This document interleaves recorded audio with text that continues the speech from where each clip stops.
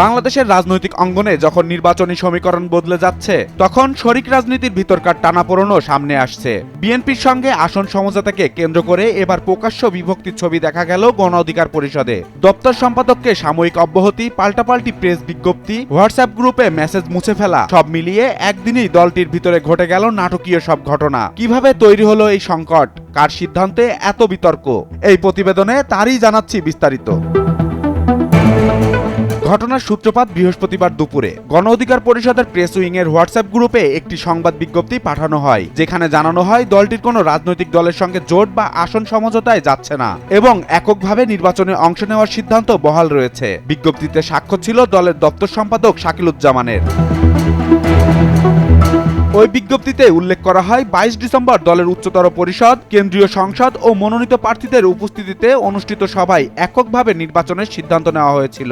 এরপর নতুন কোনো সিদ্ধান্ত হয়নি বলে জানানো হয়। একই সঙ্গে স্পষ্ট করে বলা হয়, কারো ব্যক্তিগত সমঝোতা থাকলেও সেটি দলের সিদ্ধান্ত নয়।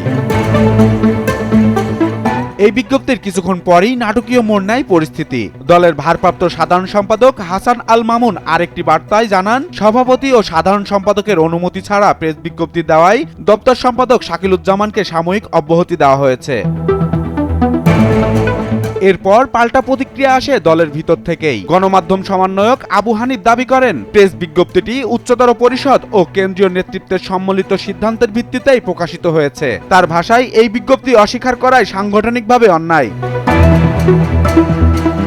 ঘটনার আরো নাটকীয় দিক হলো, এরপর হোয়াটসঅ্যাপ গ্রুপ থেকে সব বার্তা মুছে ফেলা হয়। এমনকি দপ্তর সম্পাদককে অব্যাহতির ঘটনাটিও আর দৃশ্যমান থাকে না। কিছুক্ষণ পর দলের সভাপতি নুরুল হক নিজেই একটি ফেসবুক পোস্টের লিংক শেয়ার করে বলেন, ভুয়া প্রেস বিজ্ঞপ্তিতে বিভ্রান্ত না হতে।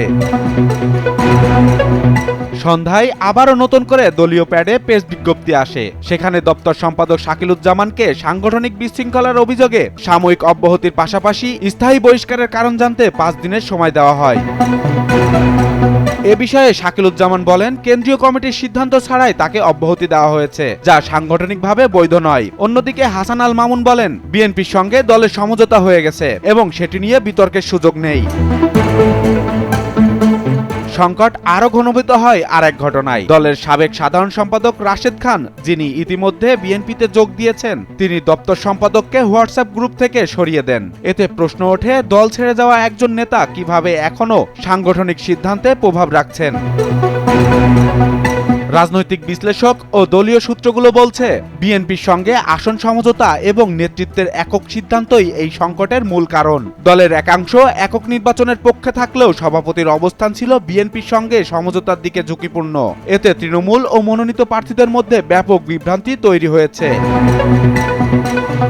সব মিলিয়ে গণ অধিকার পরিষদের এই সংকট শুধু একটি অব্যাহতির ঘটনা নয়, বরং এটি দলটির নেতৃত্ব, সিদ্ধান্ত গ্রহণ প্রক্রিয়া এবং রাজনৈতিক অবস্থান নিয়ে বড় প্রশ্ন তুলে দিয়েছে। নির্বাচনের আগে এই বিভক্তি কতটা প্রভাব ফেলবে এবং দলটি আদৌ ঐক্য ধরে রাখতে পারবে কিনা, সেটি এখন দেখার বিষয়। বাকি বিল্লাহ আকাশ, নিউজ ডেস্ক, জনবাণী।